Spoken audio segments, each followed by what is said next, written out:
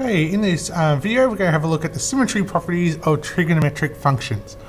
Okay, we've got a diagram here known as the unit circle, which if you'd seen one of my previous videos you would have been introduced to before. Okay, but now we're going to get into the real power of the unit circle a lot more. Okay, now it might look a little bit confusing at the moment with a lot of stuff going on, but you'll see that it's actually not too bad and it's actually a really powerful tool to use. Okay, so a couple of things to remember. Okay, I've forgotten to draw one on here, but we've got these points here, 1, 0, 0, 1, minus 1, 0, and 0, minus 1. Okay, they're the coordinates of those points. Okay, remember we've spoken about radians and for measuring angles as opposed to degrees, and we see that 90 degrees is equivalent to pi on 2. 180 degrees is equivalent to pi radians. Okay, 270 degrees is equivalent to 3 pi on 2 radians, and 360 degrees is equal to 2 pi radians. Okay, and I've got 0 here because this is where we're measuring our angle from.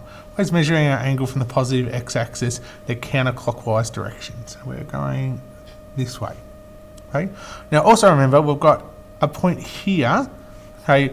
On the edge of our circle, that's the point xy, and x is given by cos of theta and y is given by sine of theta. Okay, so any point on the graph xy can be given as cos of theta and sine theta. Okay, so the next part, as you can see, once we put our unit circle on our axes here, we really split it into 4 parts. Okay, and we call those parts quadrants. Okay, so quadrant 1 is up here, top right. And quadrant 2, quadrant 3, quadrant 4. Okay, again, that's going to be important a little bit later on, just in the way we talk about a unit circle. It's easier to discuss where it is. Okay, so we're having a look now, at the values that we get. What are these symmetry properties? Okay, because you can see here, once I've drawn this angle on here, of theta, it's actually mirrored over here as well.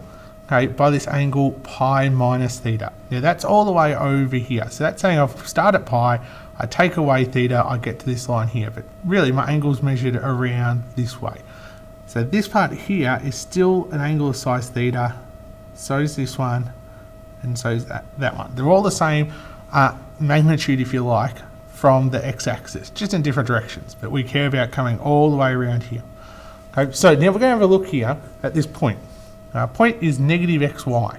Okay, so we're going to have a look at what sine, cos, and tan are going to be, in each of our quadrants. Okay, so if we're looking here, now we know our x value is cos of theta. Now, it's negative x here, just purely because we're on the negative part of the x-axis. Our x is negative, that means that cos is going to be negative. Okay, so I'm just going to put a little negative sign here. Okay, and you could think of that as negative cos of theta if you like, because you're going to get the same numerical value. That's what's really important about these. Okay, so we're going to get the same numerical value, and you can see that here. Okay, we've got this x value. Okay, this is just negative x value. So that whatever that x number is, it's exactly the same magnitude. Okay, it's just the opposite sign. Okay, so I'm saying cos is negative. Sine is equal to y. Well, y is positive, so sine is positive. Okay, now we need to think about what tan is. Remember, tan is equal to sine over cos. So we've got a positive being divided by a negative. That's going to give us a negative. Okay, so we can see now that in this quadrant, we've got this angle of theta. Over in this quadrant now, using this angle of pi minus theta, we get a sine value that's positive, a cos and tan value then negative. If we do the same sort of thing over here and look at this point now, we've got negative x, negative y. Well, that means that both cos and sine are going to be negative. But because tan is equal to sine on cos, we can see that tan will be positive. Okay, so these are negative because this was a negative value of that same x, and negative y, that same y. Okay, now if we come over here, we can see that we've got, we're back to a positive value of x. That means that cos is positive. We've got a negative value of y this time, which means sine is negative. and a negative divided by a positive will give us a negative value for tan. Okay, but what was actually happening up here? Okay, well, we can see that cos was positive in our first quadrant, okay, because x is positive, y is positive, so that means that sine was positive, and that also means that tan, okay, is a positive divided by a positive, gives us a positive number as well. Okay, we can summarise this though, because if we have a look at this, there's a bit of a pattern going on. Over here in quadrant 1, okay, all of our trig functions are positive. In quadrant 2, sine's positive, but cos and tan are negative. In quadrant 3, tan's positive, sine and cos is negative.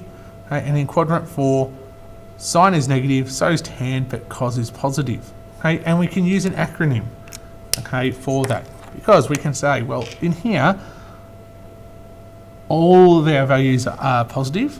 Over here, just sine is positive. Over here, just tan is positive, and over here, cos is positive. Now, there's lots of different acronyms. Okay, some make sense depending on where you live.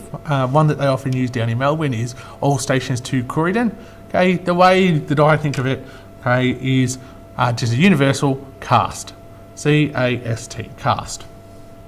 Okay, as the way that I remember it. Okay, and that's just telling me which quadrant, which trig function is positive in. Okay, so we'll just recap for a second. So we've got this value of theta, okay, leading to this point xy.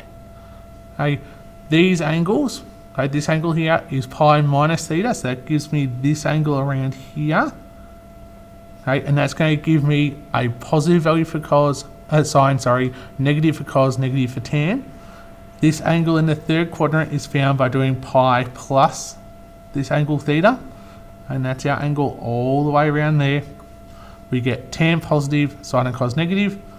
Okay, this angle over here, which we actually say is 2 pi over here, minus theta, but we still end up finding the angle all around there.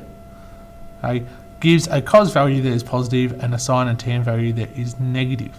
Now, the one other thing that I should put in there too, this angle in here, this angle theta in the first quadrant, okay, so that angle there, that's known as our reference angle.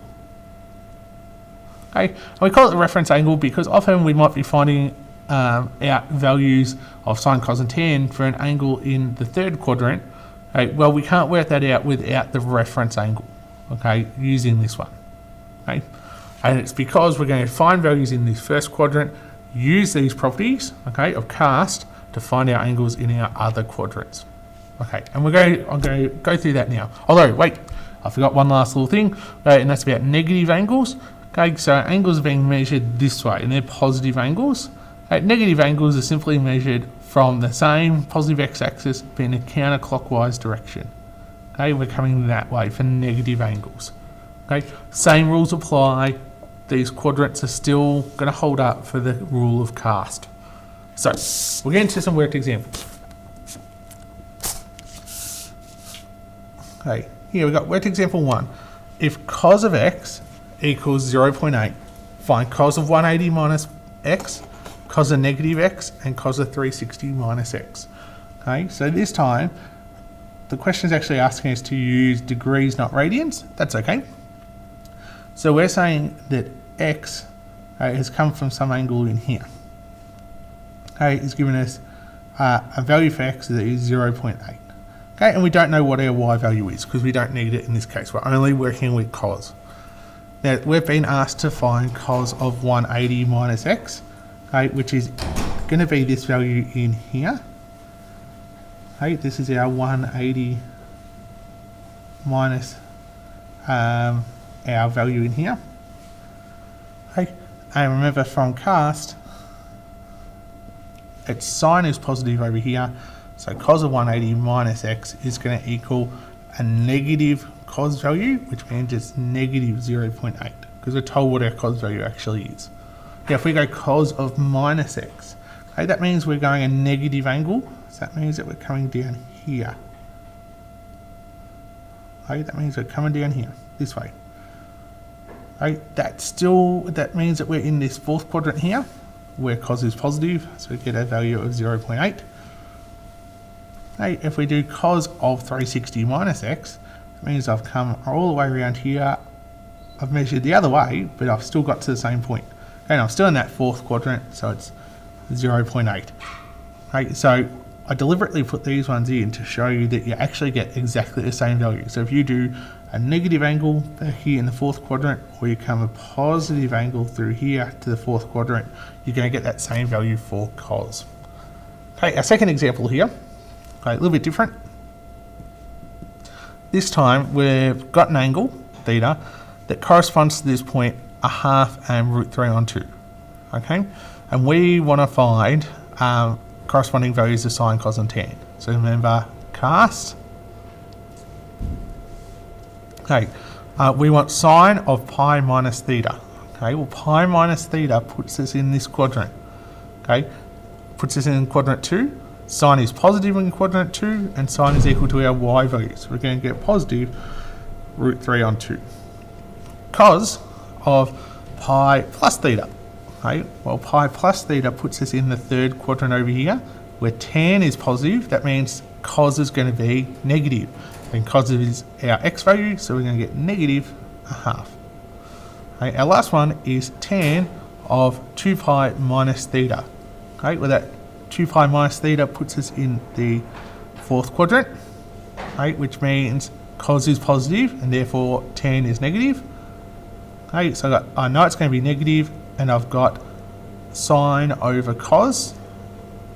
So we've got √3 on 2 divided by 1 on 2. It means my value, when I flip and multiply, my 2's are going to cancel out, so I'm going to get negative √3. Okay, so overall with these questions, we're looking at what our value is in the first quadrant. This one, it was given to us in this form. This one, it was given to us in this form. Okay, then we're seeing which quadrant we're in based off these parts inside. Okay, use our knowledge of cast to identify whether they're positive or negative. Okay, and then refer back to that first quadrant for the actual numerical value. So hopefully that's enough to get you going on these questions.